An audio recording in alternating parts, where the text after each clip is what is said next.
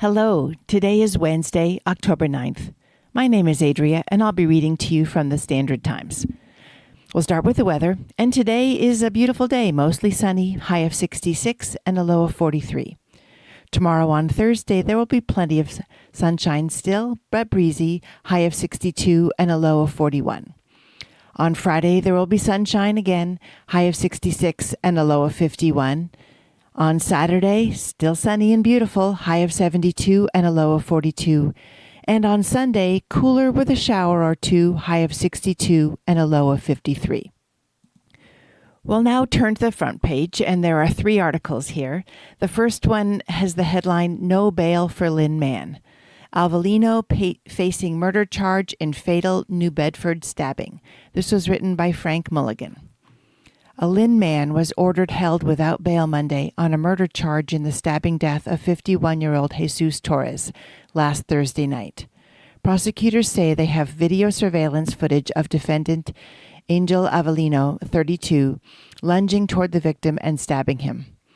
Assistant Bristol County District Attorney Sean Gilderson said during Avellino's arraignment Monday in New Bedford District Court that Avellino had 6 open cases in Lynn District Court. They include 1 for assault and battery, 1 for larceny from a building, and 4 for shoplifting. According to the police report, Avellino and his girlfriend had been living in a tent in the grassy area between Route 18 South and Purchase Street, which investigators know to be heavily populated by homeless people. Avellino and the woman, Nicole Wright, told police they had been living in the tent since late August. Gilderson said the surveillance video showed the fatal stabbing occurring at about 11:24 p.m. Thursday, October 3rd. He said the weapon, which has not been recovered, appeared to be a long-bladed knife. Torres suffered a single stab wound through his lung and heart, killing him, Gilderson said. Police arrived at the scene at about 11:29 p.m. The victim was found in the middle of the street near 1349 Acushnet Ave, police said. Police reviewed video from several city cameras in the area as well as from an electronics store and a hairstylist. They were able to observe video surveillance that depicted the altercation, he said. It shows an individual, later identified to be the defendant, lunging toward and stabbing the victim, Gilderson said. He said video showed Avellino following the victim after the stabbing with a long-bladed object held in his hand as he walks behind him. Gilderson said both Avellino and Wright acknowledged that Avellino was depicted in the surveillance video. Police said they both identified Avellino from stills taken from the video footage, but said they couldn't identify Torres. Attorney Joshua J. Wood, who was representing Avellino, said after the arraignment that it was still very early in the case. But just on the very face of it, it looks like there may be more to this than what's suggested by the Commonwealth. There is some suggestion that the man who died was armed, and so as we learn more about that, we'll be able to say more. But as of right now, it just looks like there is more to this case than meets the eye. The police report said that a box cutter knife was located near Torres's body. Police said they were able to put out a description of the suspect taken from the surveillance video by 11:40 p.m. Avellino and Wright were located by police at around 4 a.m. Friday, October 4th, in the area of 31 Bentley Street. Both were taken into custody. Wright had an outstanding shoplifting warrant. They were not in possession of any knives or weapons, police said. Police said Avellino told them the couple had been walking around the north end of the city that Thursday night. He said they encountered an angry, drunk Dominican man known to him as Domi, who wanted Avellino to join him in a fight with individuals unknown to him. Avellino said he saw Domi on the ground but did not see any blood, and Domi was not asking for help, police said. He did not identify Domi as Torres, police said. Wright denied hearing or seeing any type of argument while they were walking during her police interview, police said. According to the medical examiner, there were abrasions to Torres's left hand, right knuckle, and both knees, and 2 lacerations under his left eye, as well as the stab wound. Avellino is due back in court on November 15th for a probable cause hearing. And the next front page article says, Aha! Night to be spooky fun. This was written by Seth Chitwood. Prepare for a night full of spooky fun and live music in downtown New Bedford on Thursday, October 10th for AHA Night. Activities will kick off at 3 p.m. and continue throughout the evening. From a scavenger hunt to pop-up musical events in various locations, there's something for everyone at AHA, Art in Tune. Get into the Halloween mood with ghastly decorations and jack-o'-lanterns on display. You can even join in on a scavenger hunt and listen to the eerie tunes of Cool Banana Wig at the Roch Jones Duff House and Garden Museum. For a unique musical experience, check out Lori Gomes at Hercules Tomar Lobo performing Brazilian jazz at Lori's Own Beauty Union. And don't miss the special performance by Darth Presley and the HEAP at TL6, the gallery, featuring the unusual sounds of a theremin. Or, if you're feeling more like dancing, head to the RJD Gallery for live African drumming by djembe master Sidi Mega. And for a taste of traditional maritime music, make your way to the New Bedford Fishing Heritage Center for a performance by Deborah Cowan. Guests can also observe a live film set, learn about the set dressing process, and meet the cast and crew of the new series Davina, the Delivery Witch, filming this weekend at the CO Plus Creative Center. But AHA Night is not just about music. You can also learn about cabinets of curiosities from artist in residence Beth Jones at the New Bedford Whaling National Historic Park. Or share your favorite fossil finds at the New Bedford Whaling Museum. And if you're feeling artsy, visit the New Bedford Main Library's Youth Services to decorate a paper plate monster. Or join the Art Museum for live sea chanty music, an art talk, and the opening of a new exhibition. AHA Nights are always free and open to the public, with museums, galleries, and shops open late. Keep an eye out for the yellow AHA flags, which will help you find all the AHA Night activities. Free parking is available at the Elm Street and Zeiterian garages, as well as on the street after 6 p.m. In case of rain, some events may be moved indoors or rescheduled. For more information and a complete list of events, check out ahanewbedford.org. Guests can also find printed lists at the New Bedford Whaling National Historical Park Visitor Center and the New Bedford Free Public Library and the AHA information table at Custom House Square on the day of the event. There's also a photo on the front page of new cobblestone sidewalks being installed along Elm Street of downtown New Bedford. And then the last article on the front page is a national article with the headline, Illegal Crossings at Border at Lowest Level Since 2020. Decline accelerated after Biden's asylum order. This was written by Lauren Villagran. Migrant apprehensions at the U.S.-Mexico border fell 75% in September from a year ago to the lowest level since the Trump administration, according to preliminary data obtained by USA Today. The number of migrant encounters and apprehensions between ports of entry dropped below 54,000 in September, according to preliminary data. The decline puts U.S. Border Patrol on track to report roughly 1.5 million unlawful crossings in fiscal 2024, down from more than 2 million in fiscal 2023. The federal fiscal year runs October 1st to September 30th. On an annual basis, it would be the lowest level since fiscal 2020, when the Trump administration reported roughly 400,000 encounters and apprehensions amid the global COVID-19 pandemic. The last time monthly apprehensions and encounters fell below 50,000 was August 2020. Migrant apprehensions at the U.S.-Mexico border first fell below 500,000 annually during the Obama administration in 2010 and stayed under that level for the next 8 years. Apprehensions reached their low point for the era around 310,000 in 2017 during the first year of the Trump administration before they began climbing again. Under Trump, crossings rose in 2018 and surged in 2019 to more than 850,000, according to U.S. Customs and Border Protection.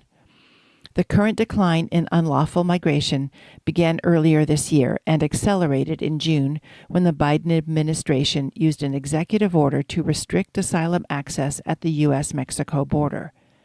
At the same time, Mexico began an enforcement effort that has prevented many migrants from reaching the U.S. border. Shifts in U.S. and Mexico border enforcement policies often lead to temporary declines in border crossings as migrants wait and see how policies will affect them and smugglers evaluate how to poke holes in the system. With the U.S. presidential election looming, the September level could represent a low water mark in illegal migration, said Adam Isaacson, Director for Defense Oversight at the Washington Office on Latin America in Washington. Normally, after reading the front page, I turn to the obituaries, but there are no obituaries or death notices in the paper today. So the next article we'll read says, Spirit Christmas to open at former Christmas tree shop. This was written by Faith Harrington. The closing of the Christmas tree shop in Dartmouth was a huge loss for seasonal goods and fun Christmas decor in the area. Spirit Halloween has taken over the empty storefront at 65 Fonts Corner Mall Road, as the owner of the brand Spencer Gifts typically does with vacant retail stores selling you all things Halloween, from costumes to decor and even scary animatronics.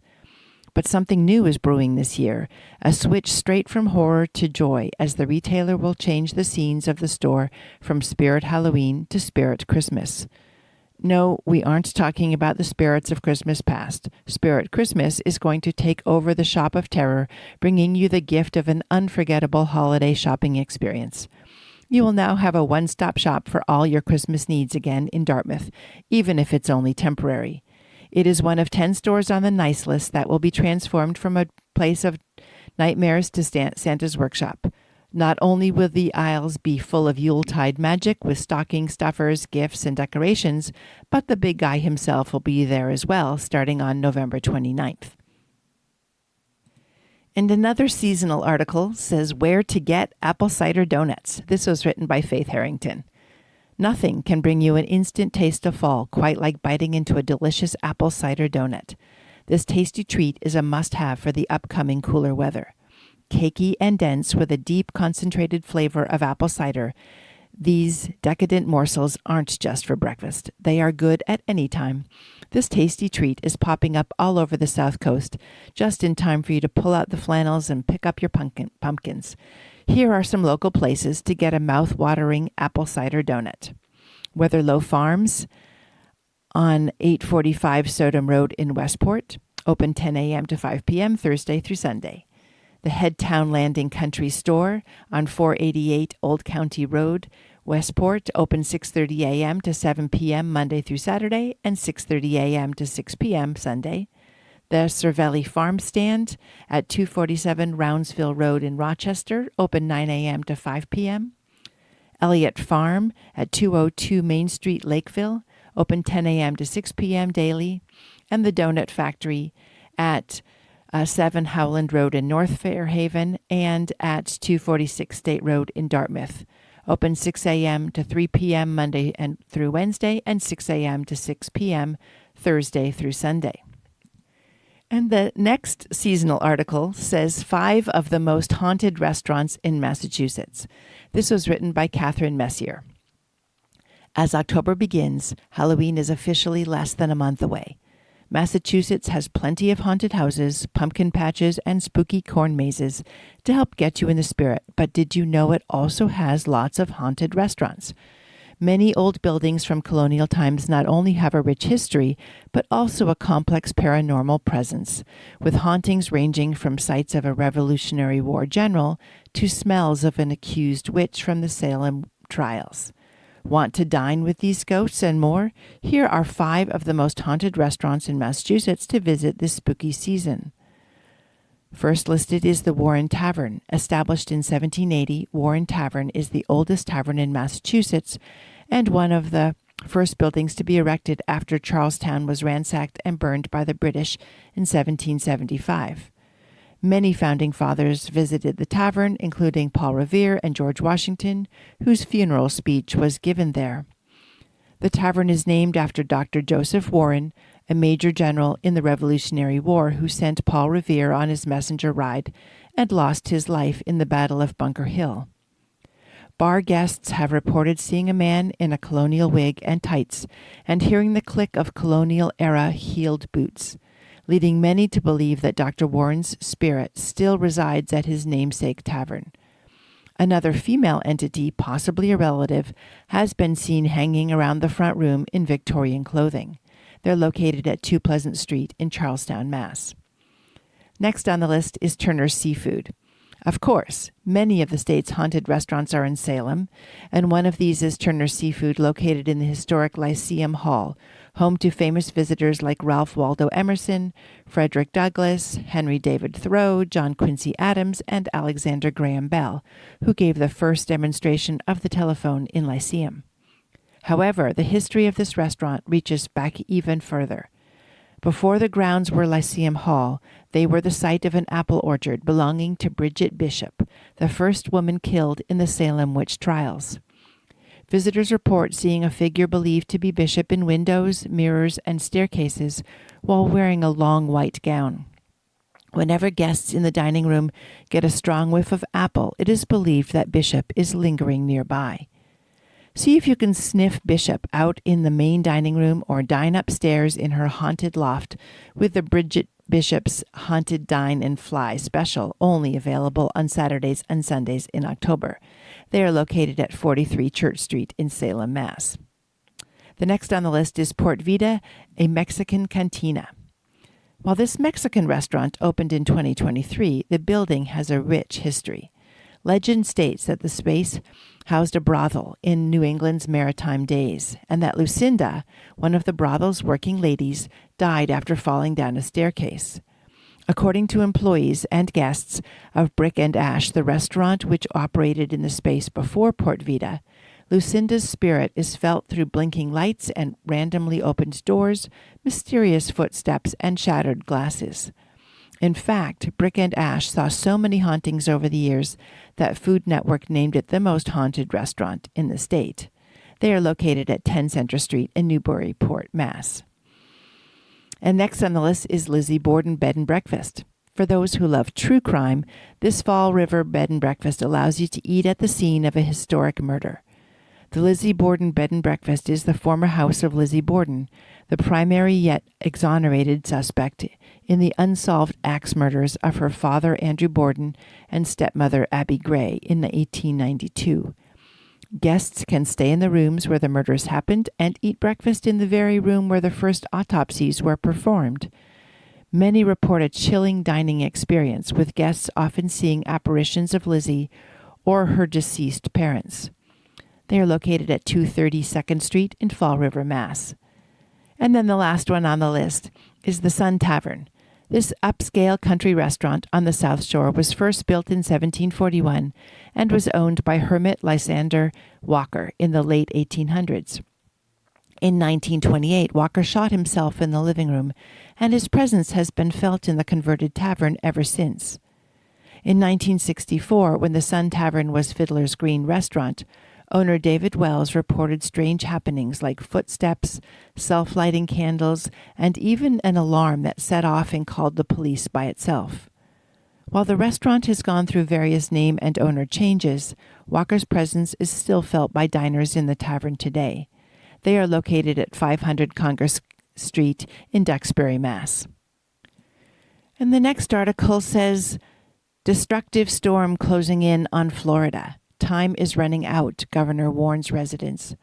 This was written by John Bacon, Trevor Hughes, and Dinah Voiles-Pulver. Hurricane Milton weakened slightly Tuesday, but remained an extremely powerful storm that could double in size before slamming into west central Florida late Wednesday. Milton has the potential to be one of the most destructive hurricanes on record for west central Florida.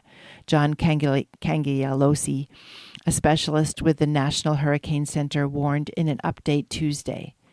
Damaging winds, life-threatening storm surge, and heavy rainfall will extend well outside the forecast cone, he said. Milton had undergone stunningly rapid intensification to a Category 5 hurricane on Monday. Its sustained winds reached 180 miles per hour. Early Tuesday, those winds were at 145, still a fierce Category 4 storm. Fluctuations in the storm's strength were expected as it closes in on the coast, Cangialosi said. Rainfall amounts of 5 to 12 inches with localized totals up to 18 inches were expected across central to northern portions of the Florida peninsula through Thursday, the Hurricane Center said. Life-threatening flooding was possible. Storm surge of up to 15 feet was forecast for Sarasota, Tampa, and other west central areas. Evacuations were underway in more than a dozen counties, and state officials suspended tolls and opened road shoulders to traffic. State troopers were escorting gasoline tankers into the Tampa area to ensure evacuees had enough gas to leave. Shelters were open in all 67 Florida counties, and authorities urged residents of evacuation zones not to attempt to ride out the storm. I can say without any dramatization whatsoever, if you choose to stay in one of those evacuation areas, you're gonna die, Tampa Mayor Jane Castor told CNN. Resources are pouring into the state to address inevitable power outages and rescue missions. Governor Ron DeSantis said nearly 40,000 electrical line repairmen are in Florida to turn the power back on after Milton sweeps through. Many of the linemen came from as far as California, DeSantis said in a briefing Tuesday. Before landfall, 8,000 National Guard members will be activated in Florida, and fuel will be sent to gas stations around the clock, he said, adding that state authorities are collaborating with oil truck operators for Walmart, Shell, and other companies. Truckloads of supplies and equipment are being staged near the area where the storm is expected to make landfall. We've never had this many resources prior to a storm, DeSantis said. He told residents in the path of Milton that time is running out before landfall. There's no guarantee what the weather's going to be like starting Wednesday morning. You may have a window where it may be safe, but you may not. So you use today as your day to finalize and execute the plan that is going to protect you and your family.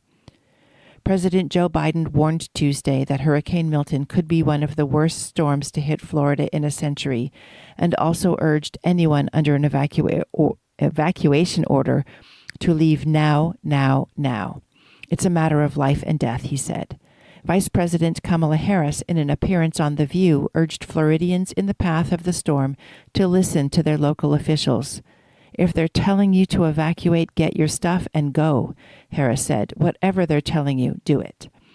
Across the region, supplies were already running low, especially fuel. In Lakeland, about 30 miles inland of Tampa, drivers were waiting in line at multiple gas stations to fuel up, and some stations had already run out. The fuel price tracking app GasBuddy showed many Tampa area stations closed. In a Lakeland Walmart, workers hurriedly stocked shelves with Gatorade and snacks, and the store was sold out of toilet paper and cases of bottled water. Many stores, including Starbucks, posted signs that they would close Tuesday night to give their workers time to prepare for Milton. Nearly 700 U.S. flights were canceled early Tuesday, and more than 1,500 are already canceled for Wednesday, according to flight tracking website FlightAware. Carriers include American Airlines, Delta Airlines, Southwest Airlines, and United Airlines have issued waivers allowing travelers going to or from some Florida airports to change their tickets for no extra charge. Customers can check their airline's website for specific details on travel advisories. Tampa International Airport suspended flight operations Tuesday, and authorities said it would reopen when safe to do so. Relief efforts remain ongoing throughout much of the southeast in the wake of Helene, a Category 4 hurricane that made landfall in Florida on September 26th, killed more than 200 people, and caused billions of dollars in damage across 6 states. Asheville and other mountain communities of western North Carolina, hundreds of miles inland, were particularly hard hit. Late last month, Suzanne Vale and her husband left their home in Burnsville, North Carolina, a mountain town outside Asheville, and drove to their home in Dunedin, just west of Tampa, to prepare it for Helene. But after Helene made landfall, it was their residence in North Carolina that was under threat. A tree had fallen on the roof and a nearby hillside collapsed. Now, as Milton approaches Florida, the couple has been fortifying their home in Dunedin, which sits 3 blocks from the Gulf of Mexico, while contacting geotechnical engineers about damage to their Burnsville home. And the next article has the headline, Supreme Court mulls ghost guns rules. DIY weapons don't have serial numbers or records. This was written by Maureen Grope. After Brian Mulberger's daughter was killed in 2019 by a high school classmate using a homemade gun from a kit, the grieving father wanted to see for himself how easy it is for a teenager to buy one. The online purchase in his dead daughter's name took minutes because the seller did not have to verify the buyer's age and identity or run a background check. Technological advances have made easy-to-assemble gun kits popular, not only with hobbyists but also with minors and criminals unable to buy a regulated firearm. These do-it-yourself weapons are called ghost guns because they lack the serial numbers and transfer records that make them traceable. Mulberger joined a suit in 2020 to force the federal government to change that. While the litigation was still working its way through the courts, President Joe Biden stepped in. Mulberger was Biden's guest at the 2022 Rose Garden ceremony when the president announced a new rule to rein in the proliferation of ghost guns by requiring that manufacturers conduct background checks and mark the weapons with serial numbers. Unable to get Congress to act, Biden said, "I used what we call regulatory authority." Now the Supreme Court will decide if Biden had that authority. The court heard arguments in the case on Tuesday. Just months ago, the High Court ruled that the Trump administration went too far when it said a bump stock converts a semi-automatic rifle into a machine gun, so can be banned. Like that case, the one that the court takes up now is not directly about the Second Amendment right to bear arms. Instead, the justices will be debating whether the Bureau of Alcohol, Tobacco, and Firearms is creatively interpreting the Gun Control Act of 1968 as opponents charge. To the extent changed circumstances call for changed regulatory approach, that change must be made by Congress, not ATF, lawyers for gun owners, advocacy groups, and companies that make or distribute the weapons kits told the Supreme Court. Supreme Court analysts say, however, it's not a given that the justices will strike down the regulation as it did with bump stocks. That's in part because 2 of the court's conservatives, Chief Justice John Roberts and Justice Amy Coney Barrett, sided with the administration at an earlier stage of the litigation. In 2023, they joined the court's 3 liberals in allowing the regulation to be enforced while it's being challenged. Although the justices gave no reason for their decision, the government had to show a reasonable probability that the regulation will ultimately be upheld. So there's at least a real chance that this is going to come out differently than the bump stocks case last term, said Deepak Gupta, an appellate lawyer who tracks the court's work. Like that case, the justices will be looking closely at what Congress wrote. The Gun Control Act's definition of firearm includes any weapon, including a starter gun, which will or is designed to be or may readily be converted to expel a projectile by the action of an explosive, as well as the frame or receiver of any such weapon. This concludes today's reading of the Standard Times. Today is Wednesday, October 9th. This has been Adria reading to you. I hope you have a great day.